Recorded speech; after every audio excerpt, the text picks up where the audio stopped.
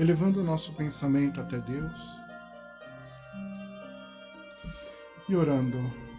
Deus, nosso Pai, que sois todo poder e bondade, dai força àquele que passa pela provação, dai a luz àquele que procura a verdade, ponde no coração do homem a compaixão e a caridade. Deus, dai ao viajor a estrela guia, ao aflito a consolação, ao doente o repouso. Pai, dai ao culpado o arrependimento, ao espírito a verdade, à criança o guia, ao órfão o Pai. Senhor, que a vossa bondade se estenda sobre tudo o que criastes. Piedade, Senhor, para aqueles que não vos conhecem, esperança para aqueles que sofrem. Que a vossa bondade permita aos Espíritos Consoladores derramarem por toda a parte a paz, a esperança e a fé. Que assim seja. Graças a Deus, graças a Jesus. A nossa palestra de hoje é a parábola dos talentos. Foi por uma coincidência assim incrível, porque as palestras, de certa forma, elas são ordenadas e distribuídas por os oradores, e numa coincidência que provavelmente não é uma coincidência, eu acabei fazendo as 3 últimas palestras a respeito das parábolas que estão no Sermão Profético. No capítulo 24 de Mateus, Jesus fala sobre o Sermão Profético e logo depois ele nos dá 4 parábolas. A respeito do Sermão Profético, muito tem a ver com o momento que nós estamos passando. Principalmente com o momento que o planeta Terra está passando na transição planetária. Nesta transição planetária, Deus e Jesus, o governador espiritual do planeta Terra, está preparando a transição para um mundo de regeneração. Nesse mundo de regeneração, onde o bem irá predominar. Haverá ainda o mal, haverá ainda situações de expiação. E o planeta está sendo preparado para isso. No Sermão Profético, e principalmente as palavras de Jesus, eu acho que é importante nós termos em mente de que em todo momento, apesar das palavras do Sermão Profético, Jesus nunca teve a intenção de nos amedrontar. Nunca teve a intenção de nos assustar com os eventos futuros. Algumas das palavras dele, que diz principalmente quando os apóstolos estavam todos maravilhados com o templo e com o tamanho das pedras que foram construídas o templo, e Jesus diz aos apóstolos, em verdade vos digo de que não ficará pedra sobre pedra. E de fato, o templo, ele depois de 70 anos, ele foi destruído. No ano 70, ele foi destruído pelos romanos. Sobrou uma pequena parte do templo. E mesmo aquela pequena parte, quando você olha, você fica imaginando o quão grandioso ele era. Pensando nisso, principalmente, de que Jesus não tinha nunca a menor intenção de nos assustar, pelo contrário, a palavra dele sempre foi de esperança, de fé, de confiança, de que nós somos capazes de superar as nossas dificuldades, de que Deus é um ser amoroso. Algumas das palavras dele que diz, havereis de ouvir também falar, em guerras e rumores de guerras. Desde quando Jesus veio, quantas guerras que nós tivemos? Centenas. Teve a Primeira Guerra, a Segunda Guerra, teve uma guerra que durou 100 anos, teve as Cruzadas. Depois da Segunda Guerra, quantas pequenas outras guerras que nós não tivemos, quantas vezes que nós não tivemos à beira de uma destruição do planeta Terra através das bombas nucleares. E ele também nos avisa algo muito importante. Não vos alarmeis, porque é necessário que tudo aconteça, que tudo isso aconteça. É parte da natureza humana essa situação que nós criamos. E se nós estamos aqui nesta situação no planeta Terra, é porque nós, devido ao nosso próprio atraso espiritual, ainda precisamos estar aqui. À medida em que nós evoluirmos moralmente, à medida em que nós crescermos moralmente, nós vamos a outros lugares, ou então merecer continuar na Terra num planeta de regeneração, e até mesmo auxiliar nesta transformação que está ocorrendo. E é por isso que muitos de nós somos chamados nesse momento, para ajudar justamente nesta transformação. Cada um de nós somos os trabalhadores de Cristo nesta transformação. Jesus ainda continua, ele diz no sermão profético, haverá pestes. Olha só, a gente está aqui, perto aqui com a pandemia do coronavírus, mas já teve muitas pestes antes. Teve a peste negra, teve a gripe espanhola, que matou muito mais gente do que está matando agora. É grave, é grave. São também pestes. Haverá fome, terremotos em diversos lugares, mas não será o fim. Quantas situações de fome que nós já não vimos no mundo? Quantas situações em terremotos também que nós não vimos, que faz parte da evolução do planeta Terra. Então, por isso que nós não devemos temer. Jesus ainda diz no sermão, aquele que perseverar será salvo. E o evangelho do reino será proclamado em todo mundo.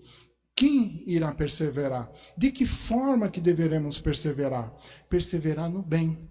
Perseverar, principalmente, vivendo e aplicando as lições do Mestre, do perdão, do amor ao próximo, amar a si mesmo, amar ao próximo.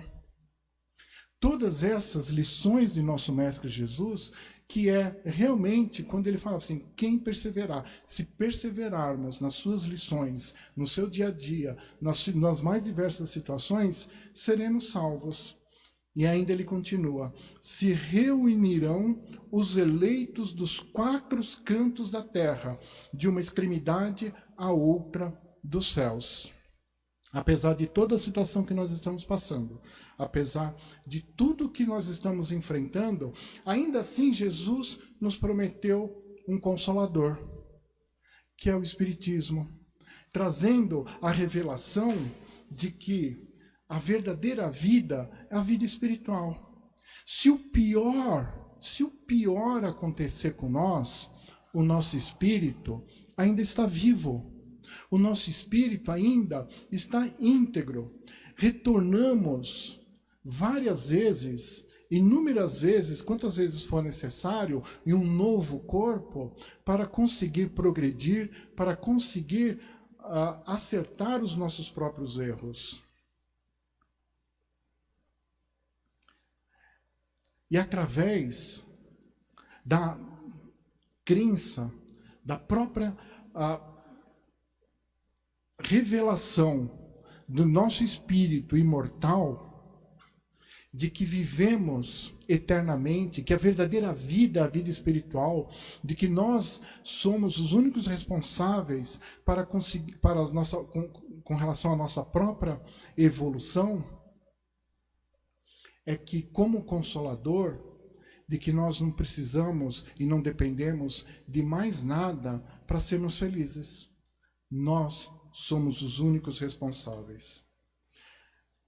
Nas parábolas, nas outras palestras que eu acabei realizando, de forma coincidente ou não, com relação ao sermão profético, teve a parábola da figueira, que Jesus ele alerta dizendo: preste atenção nos ramos da figueira, que quando ela estiver brotando é o verão que se inicia. Preste atenção no que está acontecendo no mundo, de que é a transição que está se iniciando, são as mudanças que estão ocorrendo. E ainda teve a parábola do administrador infiel, os bens que Jesus nos deu, que Deus nos deu, e nós somos bom ou mal administradores. E ainda depois teve a parábola das 10 virgens. Na parábola das 10 virgens, Jesus ele nos traz um alerta para sempre estarmos vigilantes. Vigilantes com relação ao quê? Ao nosso comportamento, ao nosso sentimento, aos nossos pensamentos. Constantemente vigiai e orai. O tempo todo, é o tempo todo. Nós estamos pensando o tempo todo alguma coisa, alguma situação. Se algo daquilo que nós estamos pensando, agindo e fazendo é contra os princípios de que Jesus nos ensinou, ore, pede forças para superar aquele sentimento, aquele pensamento e aquilo que sempre vai à tona. Essa vigilância constante nos fará, em determinado momento, substituindo por novos hábitos, por novos pensamentos, por novos sentimentos, nos fará melhores. E isso era a grande mensagem na parábola das 10 virgens. E Jesus termina com a parábola dos talentos. Na parábola dos talentos, Jesus, ele diz o seguinte, ela é um pouco longa e eu não vou falar aqui toda. Um fazendeiro distribui para os seus trabalhadores uma certa quantidade de talentos. Esses talentos, na época, não era uma medida de peso. Um talento representava algumas toneladas de prata, como se diz na parábola. Com um talento dava para comprar em torno de 6.000 ovelhas. Então, Jesus, o fazendeiro, o administrador, ele fez o seguinte: deu 5 talentos para um. Para outro, distribuiu 2 talentos. E para outro, distribuiu 1 talento. De acordo com a capacidade de cada um. Cada um, de acordo com sua capacidade, recebeu o número de talentos.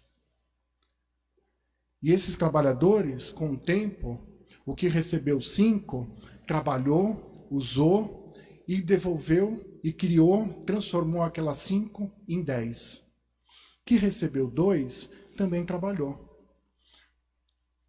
Movimentou os talentos e daqueles 2 talentos viraram 4. O trabalhador que recebeu 1 talento, ele receoso, com medo, porque o patrão dele era muito severo, muito rígido e muito exigente, pegou aquele talento e enterrou. Certa hora, o patrão voltou. Voltou e pediu contas para cada um de seus trabalhadores. O que recebeu 5, falou: meu senhor, aqui estão seus 5 e mais 5 de que eu consegui ganhar. E o patrão elogiou o trabalhador, falando: muito bem, fique aqui ao meu lado, você estará ao lado do seu senhor. O que recebeu 2, também. Aqui, meu senhor, estão seus 2 talentos e mais 2, dobrando também a quantidade. O patrão, muito feliz, fala assim: muito bem, fica aqui do meu lado. Enquanto o outro trabalhador, que tinha recebido apenas 1 talento, ele disse o seguinte: Senhor, sabendo que é severo, que ceifas onde não semeaste e ajuntas onde não espalhaste, receoso escondi na terra o teu talento. Aqui tens o que é teu. Respondeu-lhe, porém, o Senhor: servo mau e negligente, sabias que ceifo onde não semeei e ajunto onde não espalhei. Cumpria, portanto, que entregasses o meu dinheiro aos banqueiros, e eu, ao voltar, receberia com juros o que é meu. Tirai-lhe, pois, o talento, e dai-o ao que tem 10. Porque a todo o que tem se dará, e terá em abundância, mas ao que não tem, até o que tem lhe será tirado. E o servo inútil, lançai-o para fora nas trevas, ali haverá choro e ranger de dentes. De que forma que nós podemos entender os talentos de que Jesus ele estava distribuindo? Que o Senhor distribuiu aos seus trabalhadores. Na verdade, a interpretação é essa mesmo. É Jesus que nos dá os talentos. Mas que talentos são esses? Não é o recurso financeiro. Também é, mas não é só o recurso financeiro. Ele dá a cada um segundo a sua capacidade. É assim que começa a parábola. O Senhor distribui os talentos de acordo com a capacidade de cada um. Pois bem, aqui na Terra, nós não temos pessoas que têm fortunas. Nós não temos pessoas que têm o poder sobre outras pessoas. Nós não temos algumas pessoas que têm mais ou menos e que vivem bem. E também há aquelas pessoas que têm pouco, que praticamente não têm nada. Isso é dado de acordo com o que cada um pode administrar. Também é devido às nossas próprias ações, ação e reação, aquilo que nós pedimos e programamos para a nossa reencarnação.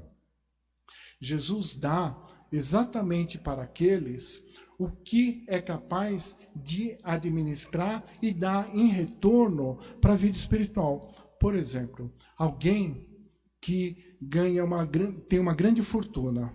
Essa pessoa, ela utiliza essa fortuna para criar fábricas, criar emprego, dar trabalho para outras pessoas, ajudar no sustento dessas famílias, ser um bom patrão. Ele está usando bem, ele está dividindo aquilo e multiplicando o que ele tem através da ajuda que dá às outras pessoas.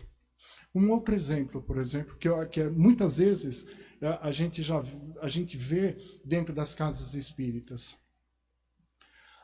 Quando a gente estuda, quando a gente está em sala de aula, é muito comum nós termos médiuns que são ostensivos, que ele consegue escutar, consegue ver, consegue escrever.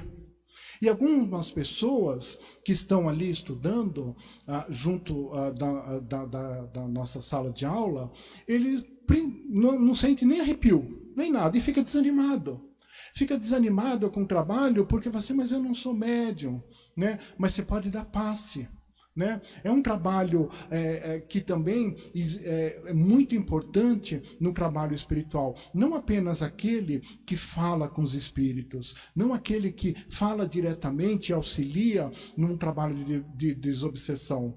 Aquele que às vezes está dando passe, ele pode ter uma grande quantidade de ser um bom doador de energias, e dentro da sala de passe, ele ali dentro, isolado, sozinho, junto com os outros companheiros, e no anonimato, pode estar ajudando dezenas de pessoas no passe.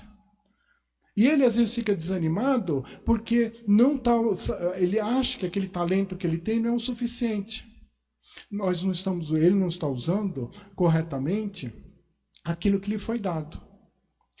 Tudo o que nos é dado, a nossa inteligência, o nosso trabalho, a nossa família, o dinheiro que nós temos, tudo nós podemos usar, nem que seja para melhorar a nós mesmos intimamente, para sermos melhores a cada dia. Se nós não podemos ajudar uma grande quantidade de pessoas através de fortunas, ou através de empregos que podemos gerar, ou através de uma medicina, ou através de uma grande inteligência, ou através de uma outra forma, o que nós temos, nós devemos usar para nos melhorarmos. E se Deus deu algum talento a mais, use-o para ajudar o próximo. Porque é assim de que, em algum momento, Deus virá, que não sabemos quando, da mesma forma que o Senhor veio na parábola cobrar os talentos, em algum determinado momento, em alguma situação, Deus irá cobrar de nós. O que você fez daquilo que eu te dei? O que nós fizemos do corpo que nós recebemos? É uma dádiva, nesse momento, para muitos espíritos estar aqui, nesse momento, encarnados. Mesmo diante da situação dramática que estamos vivendo. Muitos desejam e ansiam por vir e reencarnar o quanto antes no planeta Terra, porque é uma oportunidade única. Vamos usar, por menor que seja, os talentos que nós temos para nos melhorar, para fazer no nosso dia a dia melhor, para fazer a vida em torno de nós melhores. Porque no momento e quando Jesus estiver ao nosso lado, quando Deus estiver ao nosso lado, nós saberemos: está aqui, meu Senhor, os talentos. Jesus sempre trouxe uma esperança, uma mensagem de esperança e de força para cada um de nós. Joana de Ângeles, ele tem um livro chamado Gratidão. A gratidão por aquilo que nós recebemos, ela abre portas, ela destrava caminhos, ela abre de uma forma a nossa vida, sendo grato por tudo aquilo que nós recebemos, por menor que seja. É aquilo que Deus entende, o que nós realmente precisamos. E através dessa gratidão, desta fé, desta confiança, nós podemos transformar a nossa vida. Jesus, para finalizar, ele nos aconselha da seguinte forma: buscar em primeiro lugar o reino de Deus em nossos corações, e a sua justiça, e tudo mais será dado por acréscimo. Quando passamos a viver as mensagens, as palavras de nosso Mestre em nossos corações, recebemos tudo aquilo de que realmente precisamos para sermos felizes, para prosperarmos e crescermos espiritualmente. Um bom final de semana a todos e que Deus abençoe.